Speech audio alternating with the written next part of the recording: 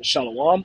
First off, I'd like to give an all praise, honor, and glory to Yahweh, Ba'ashem Yahushai, Yahweh, who the world ignorantly calls God, in the name of Yahushai, who the world ignorantly calls Jesus Christ. Secondly, I'd like to give a double honor to the apostles and elders, a great millstone, who rule well, who continue to teach us this truth, and the salutations to Joachim out there doing the work of Yahweh, Ba'ashem Yahushai, sincerely. All right. The name of this lesson is testimony of a trial of lust and slothfulness. All right, and this is like a personal testimony. All right, so I haven't necessarily been doing what I'm supposed to be doing in terms of, making my videos and whatnot, and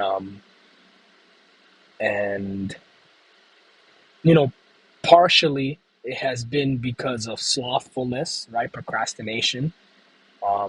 And the other part has been due to lust, the spirit of lust. And Lord willing, through the scriptures, I'm going to kind of dissect the scriptures. It's going to be mainly scriptural base, right? It's going to serve almost like as a confession, right? But it's also a lesson and a cautionary tale to Joachim out there, to kind of keep you in line because, Lord willing, in the spirit, all right, of the Passover, one of the things that I wanted to make sure that I did is that, I ended this year off with more positivity and more, more truth, and quite frankly, I haven't been doing what I'm supposed to be doing. So in the spirit of Lord willing, me moving forward, continuing to do what I'm supposed to be doing, all right, this lesson, through the spirit came out this way, and, it serves the purposes that I have mentioned. This is 1 Peter chapter 5, verse 2, down on to 4, and it says, feed the flock of Yahweh Ba'ashem Yahushai, which is among you. Take the oversight thereof, not by constraint, but willing, not for filthy lucre, but of a ready mind. Exactly. So the Lord instructed us to feed the flock of Yahweh Ba'ashem Yahushai. All right. And one of the ways that we do that is by going out there in the highways and byways, and also by doing our videos as per the orders of our apostles and elders. It says, neither as being lords over Yahweh Ba'ashem Yahushai's heritage, but being ensamples to the flock. All right. So we're supposed to be examples onto the flock that we're preaching onto. All right. And we haven't been. No, well, I haven't been. Not we. I haven't been. I haven't been a good example. But I do want to say that I have been a good example as, there's a lesson to be learned here. All right. And through the spirit and power of Yahweh Ba'ashem Yahushai, as the story unfolds, you'll see what I'm talking about. But the Lord, or I have never given up, on the Lord. And I haven't given up, on myself. I haven't counted myself out or down the entire time. It says, and when the chief shepherd shall appear, ye shall receive a crown of glory that fadeth not away. Exactly, when the chief shepherd, meaning Yahushai, when Yahushai appears, all right, we're going to get a crown of glory that shall not appear, that should not disappear. It should not fade away. All right. So that's the goal. All right. So this trial, all right, has been the lust component has pretty much been me. I have a woman, and I had been trying to kind of entertain multiple women at once, and it did not go well for me. All right, in terms of my relationship with my main woman, obviously, I ended up getting caught up, which that had its own blowback and its own set of consequences, right? But it also had spiritual consequences because, there was a lot of having to prioritize, having to, pick and choose what I was going to do with my time. And picking the right things was not something that I did. All right. So it says, This is Matthew chapter 7 and 21. It says, not every one that saith unto me, Lord, Lord, shall enter into the kingdom of heaven, but he that doeth the will of my Father, which is in heaven. Exactly. So the people who are going to get into heaven are the people who are going to inherit the kingdom of heaven, all right, that have that seat selected in the chariot for them, all right, aren't the people who are going to say, Lord, Lord, but those who have done the will of Yahweh Hashem Yahweh Shai. All right, point blank, period. So this is a perfect time for you to kind of reflect. And it's been a time of reflection for me as well, every single day that I haven't been doing what I'm supposed to be doing, every single week that has passed that I have not done what I'm supposed to be doing. All right? And this is kind of like the final culmination of that. We need to remember that he that doeth the will, but he that doeth the will of my Father, which is in heaven. All right? That's who's going to enter the kingdom. Nobody else. You know? So motivation to do the work. All right? This is 1 Timothy chapter 3, verse 1. It says, this is a true saying. If a man desire the office of a bishop, he desireth a good work. A bishop then must be blameless, the husband of one wife, vigilant, sober, of good behavior, given to hospitality, and apt to teach. You know?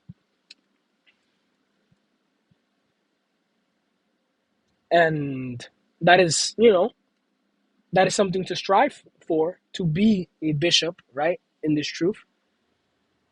It is something to strive for.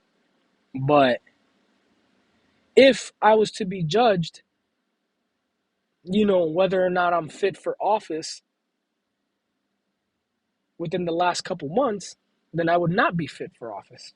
Because there are two things, all right, that I guess you can say even three things. All right? The husband of one wife, all right, says of good behavior, apt to teach. So I would be disqualified. But Lord willing, this is just Lord willing, this was just another bump on the road, another trial. And through the spirit and power of Yahweh Bashem Yahweh Shai, through prayer, through asking for prayers from brothers, which I have done, all right, through speaking to other brothers, all right, is something that, I've been able to overcome. And now this is just the result and kind of a cautionary tale for you brothers out there, all right? To don't fall into the temptation, don't fall into the habit, don't fall into the same traps, all right? This is Galatians chapter 5, verse 16 through 17. It says, this I say then, walk in the spirit, and ye shall not fulfill the lust of the flesh. Exactly. So we need to walk in the spirit, man. And, listen, these scriptures, knowing them is important, right? But I believe even more so now than ever that experiencing them is a completely different thing. Now I really understand what it means when it says, walk in the spirit, that ye shall not fulfill the lust of the flesh.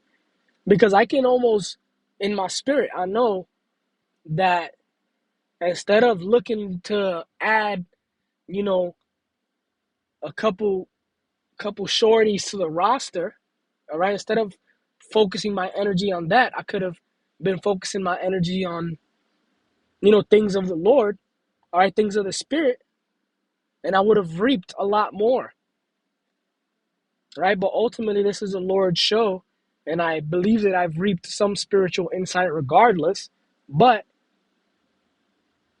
it's glaring now to me when it says walk in the Spirit, what it actually means, man.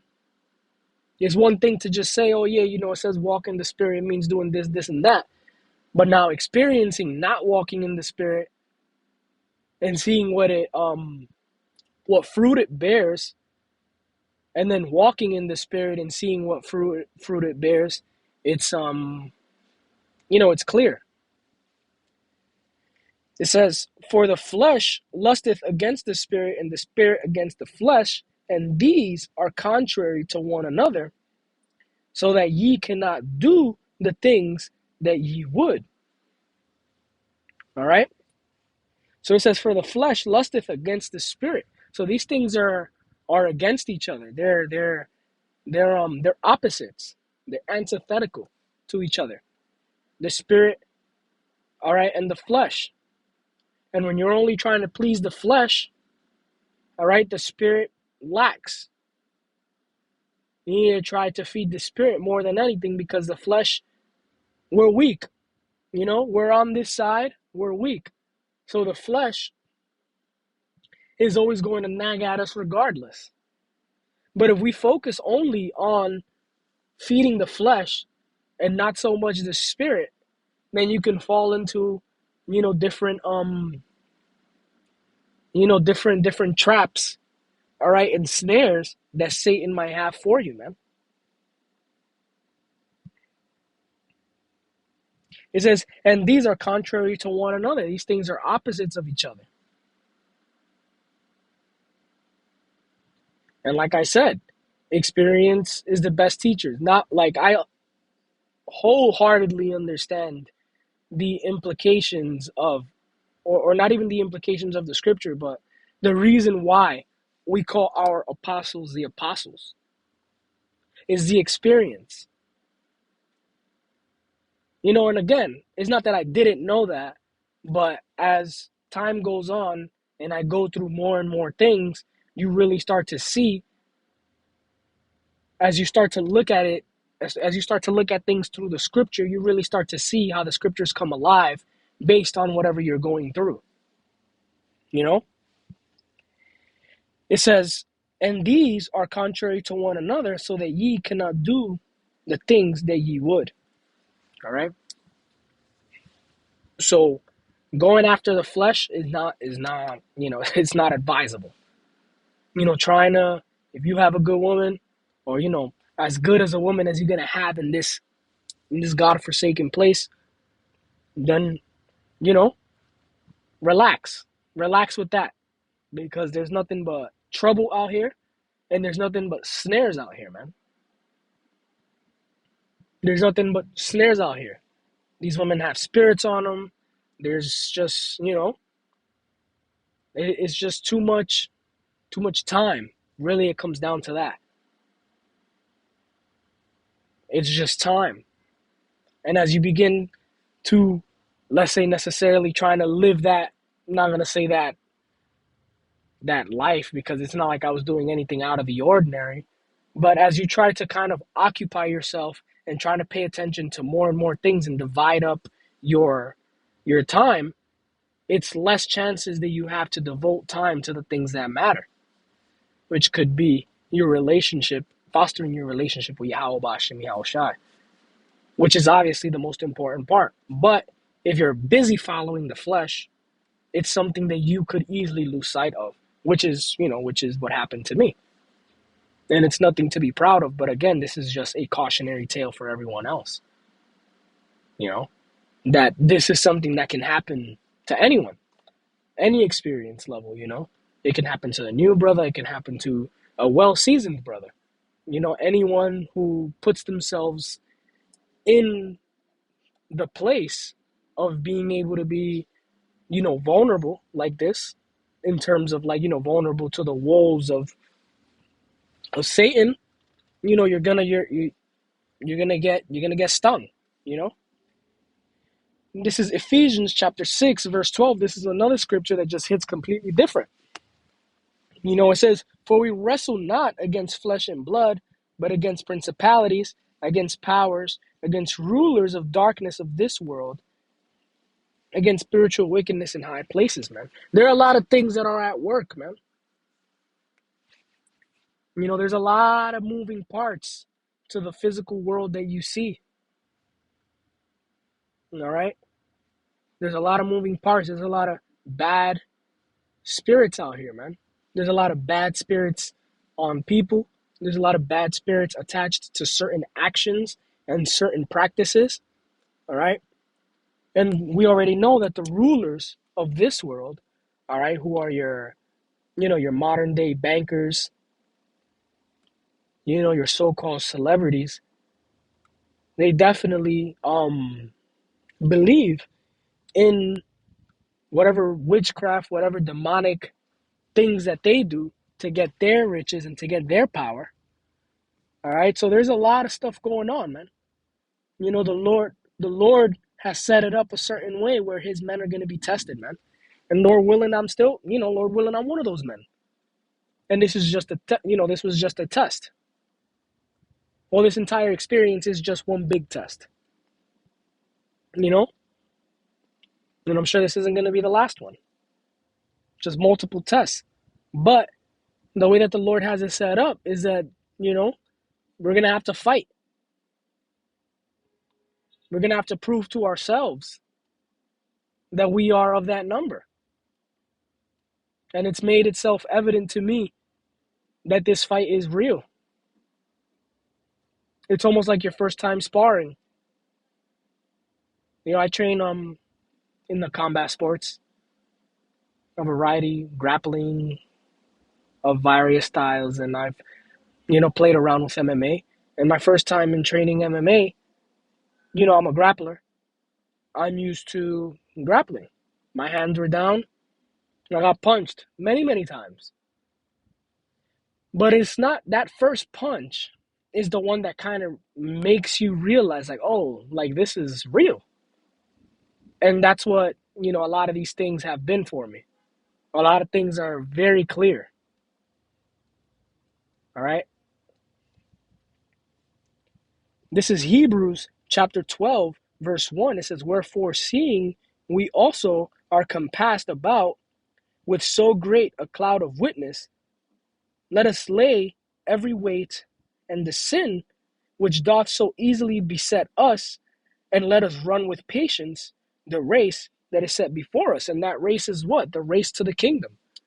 The race to being in those chariots with Yahweh Ba'ashim Yahweh Shai,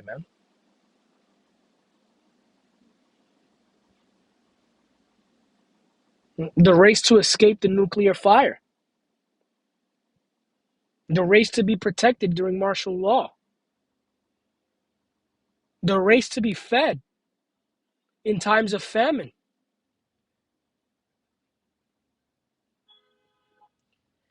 It says, looking unto Yahweh Shai, the author and finisher of our faith, who for the joy that was set before him endured the cross. Exactly. He made the ultimate sacrifice for his people, for the elect of his people.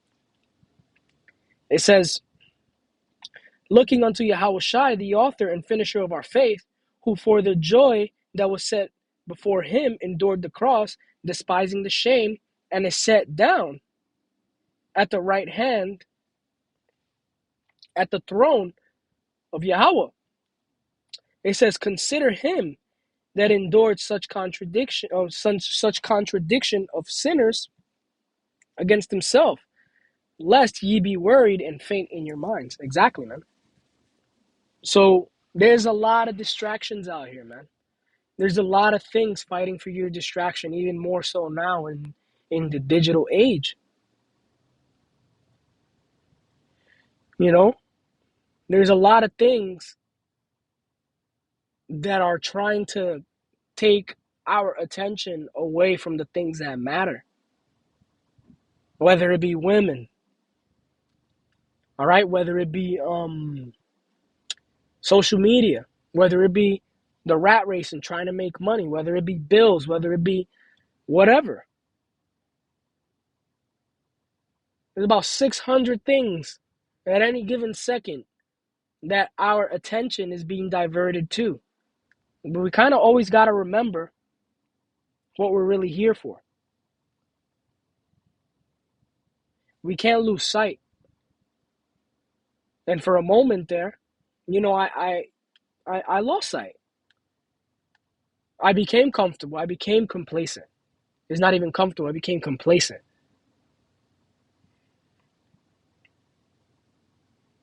And truly, it's unacceptable. But one thing that I will say is that during that time, you know, it's been a trial, right? So when you are going through a trial, what do? You pray. You pray, you pray and you pray and I've tried to, like, kind of push through, and the way that it just works out is weird because the Lord works in extremely mysterious ways. But I was not, I haven't been doing my videos, right? But the Lord, in some really twisted way, had me prophesying, right? I In my daily walks of life, whether it be at work, whether it be to, my woman, whether it be to whoever. Sometimes it would be like, someone from the world who calls me and they'll ask me for advice. And the only advice that I really know how to do, the only advice that I don't even feel qualified, but the only advice that I do know how to give is, you know, based on the Bible. So I was, in a way, still doing, like the Lord kind of let me know, like, look, this is what you have. Like, this is your talent right here. I remember driving from Pennsylvania. Like, I had to get my car inspected out in Pennsylvania. My girl came with me, and we just started talking about faith, and we started talking, and then boom, I felt the Spirit on me. We started talking about the mark of the beast, martial law. Started talking about, like, all these tests and stuff like that. And in the back of my head, even though I felt like a hypocrite, right? Because I'm over here telling her about the truth, and I'm not lifting my weight in the grand scheme of things.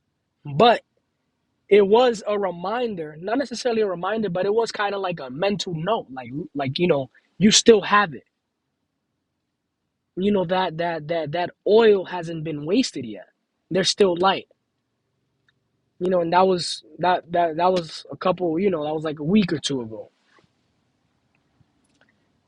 So that's why I wanted to bring out this scripture. This is Romans chapter 8, verse 16. It says, "The Spirit itself beareth witness with our spirit that we are the children of Yahweh Bashem Yahushai, man. And Lord willing, I am." You know, because the Spirit in multiple occasions has bore witness. In this time that I have been, struggling to balance and struggling to kind of get momentum, get that spiritual momentum going again after, you know, being stagnant. I have had multiple times where I end up prophesying. I've spoken to one of the brothers, I call him, and then boom, we start going back and forth having spiritual conversation, man. And that's just how, that's almost a way, that's kind of how I've, kind of been trying to get that spiritual momentum going, man. And again, it was just the constant praying. Prayer. Like, again, you hear brothers say, "Oh, pray, pray, pray." I've heard the Apostle Rakal, I'll never forget. He says, a lot of you guys fall out simply because you don't pray enough.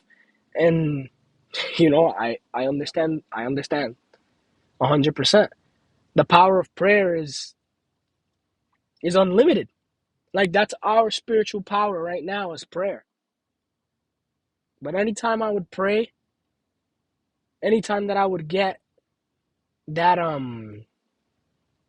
that feeling of despair, almost that depressive type of feeling, shooting up a prayer, calling up a brother, or just staying in my own head and just praying and thinking about the scriptures and meditating about the scriptures, it would get that spiritual momentum going, But there's a lot of shame attached with it too. A lot of feeling of not being worthy, a lot of feelings of doubt. But these are all things that I'm not going to say that are supposed to happen, but I think that if I am truly, like, if I truly care about this, these are feelings that I should feel. Because I do feel shameful. I do feel embarrassed, to even recount this trial, right? But I understand the value that it has for someone who may be going through the same thing. You know, it's that simple. And anytime that I had to go, and anytime that I ended up like in spiritual conversation, this passage here, and this story in general of Jonah would always come back to my head. This is Jonah chapter 1, verse 2. It says, "Arise, go to Nineveh, the great city, and cry against it, for their wickedness is come up before me." But Jonah rose up to flee unto Tarshish from the presence of the Lord, and went down to Joppa, and he found a ship going to Tarshish. And he paid the fare thereof, and went down into it to go with them unto Tarshish from the presence of the Lord. But the Lord sent out a great wind into the sea, and there was a mighty tempest in the sea, so that the ship was like to be broken. All right, so I'm not saying that, I was trying to run from the Lord, but I will say that my priorities weren't aligned. But even as my priorities not being aligned and me not walking in the spirit and me kind of chasing the flesh and dealing with all these, essentially demons, right? Dealing with doubt, dealing with shamefulness, dealing with like all these things that are kind of holding me back and preventing me from doing exactly what I'm doing right now, which is just getting the work done. This story always came into my mind because I'm over here trying to, like kind of like shield myself, right? Or not do what I'm supposed to do. But the Lord, in a roundabout way, is showing me that I still have to do it and that I'll still end up doing it when I'm talking to people, all right, who have called me and they're asking me for advice, or when I'm explaining certain spiritual things to people, or when I go into the chat, right, and brothers are talking about spiritual things, they're talking about the times, they're talking about prophecy. It's inescapable, you know? And that's kind of what it was for Jonas, man. There was no escape. So that kind of reminds me of that. This is 1 Peter chapter 5, verse 6. It says, "Humble yourselves, therefore, under the mighty hand of Yahweh Ba'ashem Yahushai, that he may exalt you in due time." All right? So we need to really humble ourselves, man. Like, and by humble ourselves, like, I understand, again, these are one of the things that I really understand. Because we can be grounded, we can be rock solid. I promise you. You can feel super good. And Satan will still try you and throw a wrench in whatever you got going on, you know?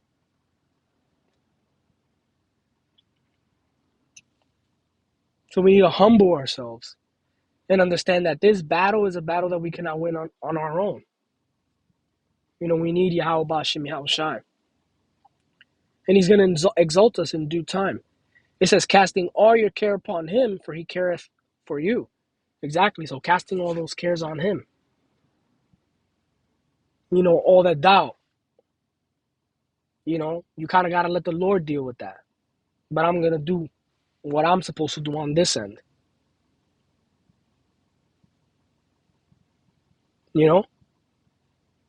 Oh yeah, I'm embarrassed. Fine. I'm still going to try to do what I'm supposed to do, because at the end of the day, what did the Lord say? The first scripture said it. We need to feed his flock. Oh, I'm ashamed. I'm ashamed to face my elders. So what? At the end of the day, it needs to get done. You know why? Because we need to feed the flock. The mission is still there. I'm casting that care upon the Lord, man. I'm casting that worry upon the Lord. And again, that's something that I didn't really grasp. It's like now, with the experience, that I've been able to kind of understand it even more. Like, just pray unto the Lord and let's get it done. The brother that I was talking to about my issue, he told me, hey, brother, just do like Nike. Just do it. And I didn't get it. I felt like he didn't understand what I was saying. But in reality, I didn't understand what he was saying. Which is, we're gonna get to the scriptures, but he meant gird up thy loins, man. Let's get it done. Forget about all that other stuff, all those things that you're thinking about, all those negative thoughts, all the doubt, all the this, all the that, and just get it done. It says, be sober, be vigilant, because your adversary, the devil, as a roaring lion, walk about seeking whom he may devour, whom resist steadfast in the faith, knowing that the same afflictions are accomplished in your brethren that are in the world. Exactly. So we're not alone in this. This truth and this fight is an everyday struggle. It doesn't stop. It's an everyday thing. It's an everyday fight.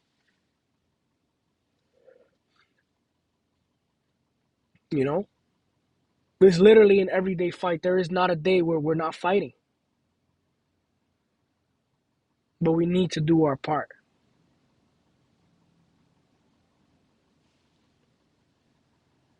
But our brothers around the world are also feeling the burn. Everyone else has their things going on. Sometimes you're going through certain things, and it might feel like you're the only one going through them. Well, this scripture is there for that exact reason. To understand that the same things that we're going through, whether it be thoughts, whether it be catching hell, financial hell, no matter what kind of hell you're catching, you're not alone. We're all being afflicted. And moments like these, which are learning moments, but moments like this, when you're doing your videos and when you're doing your stuff, this is when when you're out in the highways and byways, these are the moments where we're supposed to be kind of united, right? And also, this is a therapeutic moment, you know? It says, be sober, be vigilant, because your adversary, the devil, as a roaring lion, walketh about. Satan is always watching, man. And there are a lot of seducing spirits out here, man.